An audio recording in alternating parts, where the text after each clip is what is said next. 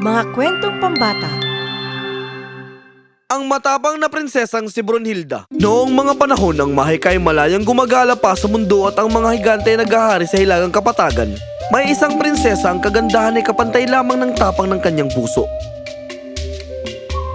Mahal na hari, iniaalay ko ang 3 kastilyo at 1,000 ginto kapalit ang kamay ng iyong anak.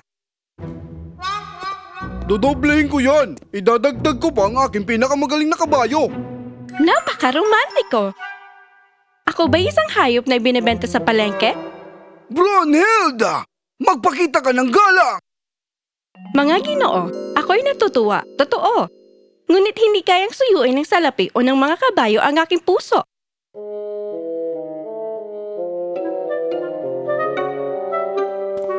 Mahal na hari, isang prinsipe mula sa kabundukan ng Hars ay humiling ng pagdinig. Biglang bumukas ang mga pinto at pumasok si Prinsipe Henrik. Hindi siya ang pinakamayaman, ngunit taglay niya ang tahimik na kumpiyansa.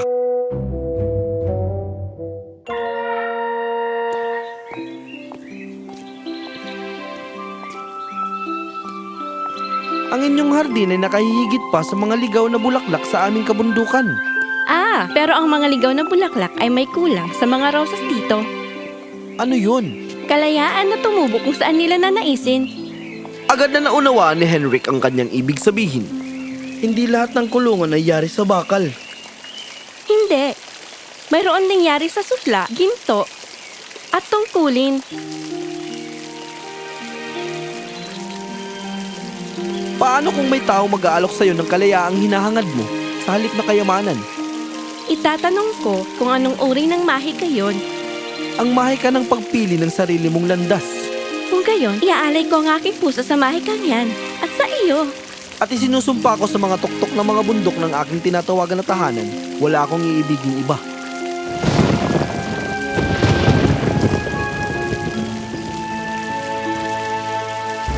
Yumanig ang lupa. Nagtakbuhan ang mga kawal habang isang napakalaking aninong bumalot sa kaharian ng Bohemia. Si Bodo ng Hilagang Kapatagan. Umabot hanggang sa nagyayalong lupain ng balitang tungkol sa anak ng hari.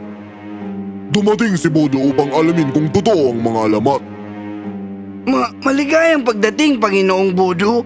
Paano namin kayo mapaglilingkuran? Paglilingkod? Ha! Maliit na haring maglilingkod kay Bodo. Napapagod na si Bodo sa mga bakanting bulwagan. Kukunin ni Bodo ang mga ito.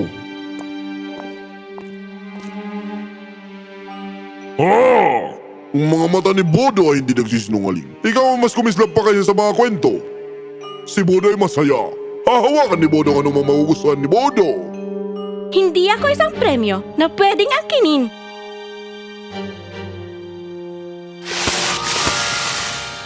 Lahat ay maaaring angkinin. Kahit ang bundok ay mapapayo ni Bodo. Ang babaeng pinag-uusapan. Dahil sa payat na lalaking iyan, kaya ni Bodo durugin ang mga bundok sa isang kamay!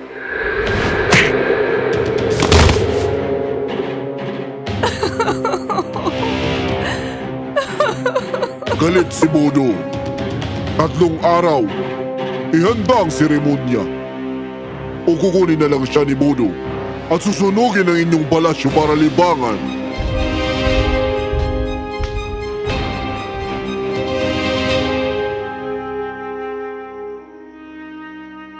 Kailangan nating umalis ngayong gabi.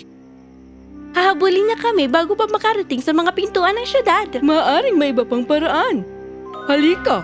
Narinig ko ang tagabantay ng higante. Dinala niya ang kanyang mga kabayo. 2 napakagandang alaga. Mas mabilis kaysa sa alinmang hayop dito sa lupa.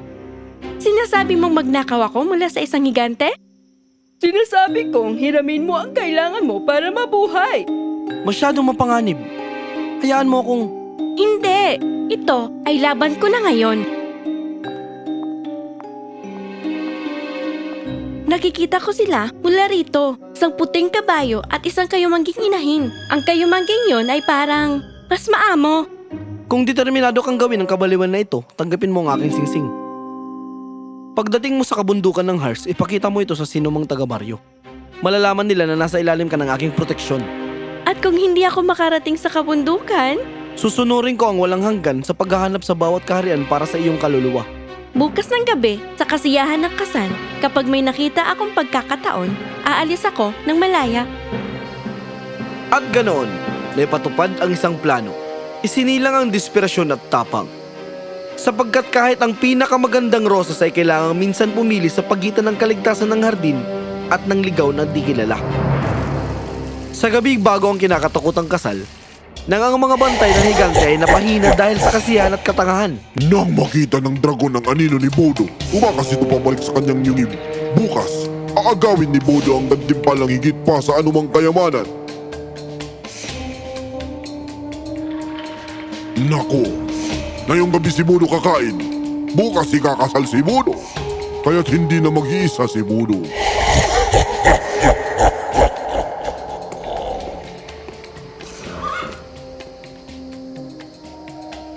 Kalma, mahal ko. Pareho tayong bilanggo rito, hindi ba?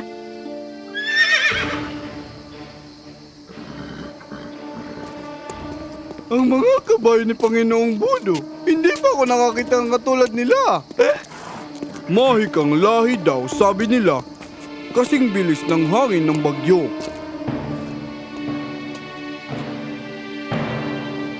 Kasing bilis ng hangin ng bagyo? Kung ganon, isakay mo ako bawi sa likod ng hangin.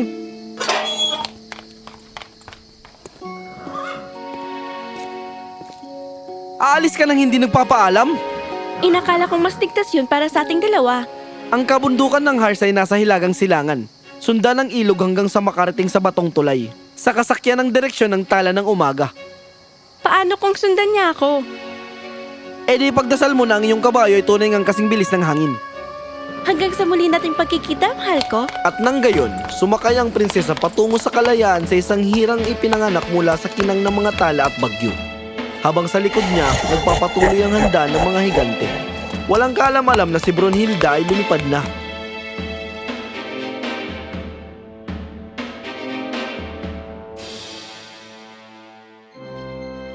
Panginoon, ang prinsesa! Wala na siya! Nawawalang iyong prinsesa! Ano?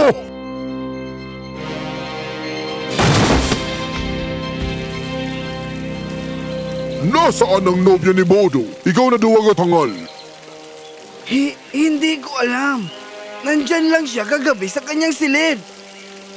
Hindi mo na siya maabutan ngayon, malupit na Bodo. Humanap ka ng ibang biktima para sa iyong kabangisan.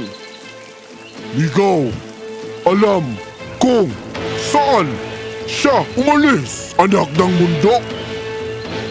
Kahit na alam ko, hindi ko sasabihin sa'yo. Ang cute. Hindi magtatagal yan.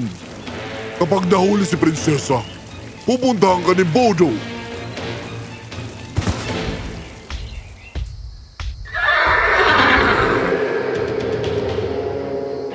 Hanapin siya, Shadowrunner. Dalhin mo siya kay Bodo. Nagningas ang mga mata ng kabayo, kumislap na parang sandatang may buhay.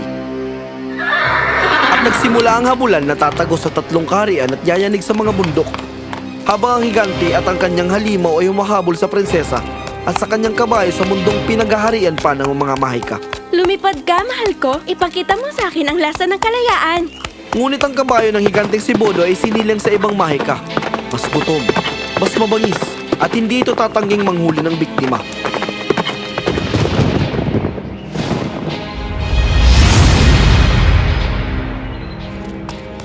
Tumakbo sila sa mga kaharian sa mga burol at lambak. Hanggang sa marating ng prinsesa ang dulo mismo ng mundo. Isang lugar na tanging ang matapang o ang desperado lamang ang mga ngahas na tumungtong. Kalma, mahal ko. Natalo na natin ang gabi pero napakalapit na natin. Ang mga tao ni Henrik ay nasa kabila lang na bangin. Abot kamay lang. Ngunit tila dagat ang pagitan. Oh, hindi. Natagpuan na ba niya tayo?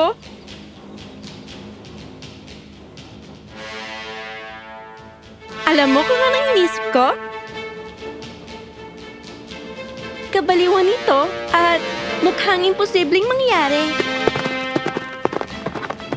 Pero mas mabuti nang subukang makalaya kaysa mabuhay na nakatali sa isang higante. Walang langit na matatakbuhan. Wala nang matataguan. Maliit na ibon, bumaba ka! Ikukulong ka ni Bodo. Hindi ako ibong maaaring ikulong, Bodo. Ako mismo ang hangin. Hindi! Akin ka! Kay Bodo lamang! At sa sandaling iyon, sa pagitan ng lupa at langit, sa pagitan ng pagkabihag at kalayaan, nagdesisyon ang prinsesa, gaya ng lahat ng tunay na bayani, kapag dumating ang sandali ng kapalaran. Lumipad silang magkasama, tumawid sa bangin sa isang kisap ng dalisay na mahika. Magpahinga ka na, mahal ko. Nadala mo ako sa tunay nitong kalayaan.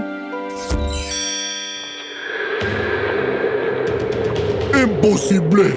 Walang mortal na makakagawa ng ganong lundag. Bumalik ka sa iyong hilagang kapatagan, Bodo.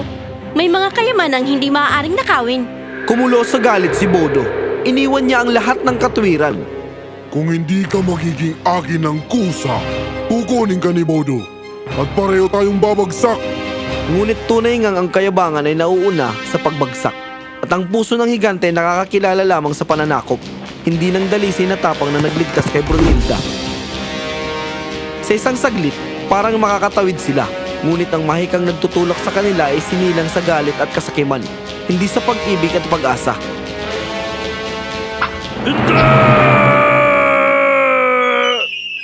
Bumagsak ang higante at ang kanyang kabayo sa bangin. Sumalpok sa pilak na ilog sa ibaba na parang kulog ang tunog, naglahong parang usok si Bodo. Ngunit mula sa kailaliman ay sumulpot ang isang dambuhan ng aso. At ganoon, ang higante ay sinumpang maging tagapagbantay sa kanyamanang kailanman ay hindi niya maaangkin. Samantala, sa itaas, lumakad ng malaya si Brunhilda patungo sa pag-ibig at sa tahanan. Naramdaman ko sa aking mga buto, nauuwi ka. Tahanan? Oo. Naunawaan ko na ang salitang yun ngayon. Sabi ko sa'yo, ibabalik ko ito. Sa iyo na, aking matapang na prinsesa. Natalo mo ang isang higante at ang halimaw nito. Higit pa sa sapat iyon para suotin mo ang karapatang iyan. At doon, nagtapos ang kwentong ito gaya ng lahat ng tunay na alamat. Kung saan ang pag-ibig ay nagwagi, ang tapang ay ginantimpalaan at ang kasamaan ay ginapos ang sarili nitong likas na anyo. May nagsasabi sa mga tahimik na gabi, kapag bilog ang buwan, makikita mo pa rin ang isang kayomangging kabayo na malayang tumatakbo sa tuktok ng mga bundok. At sa bangin sa ibaba, isang aso ang nagbabantay sa gintong koronang kailanman hindi na muling ipapatong sa ulo ng isang bilanggo.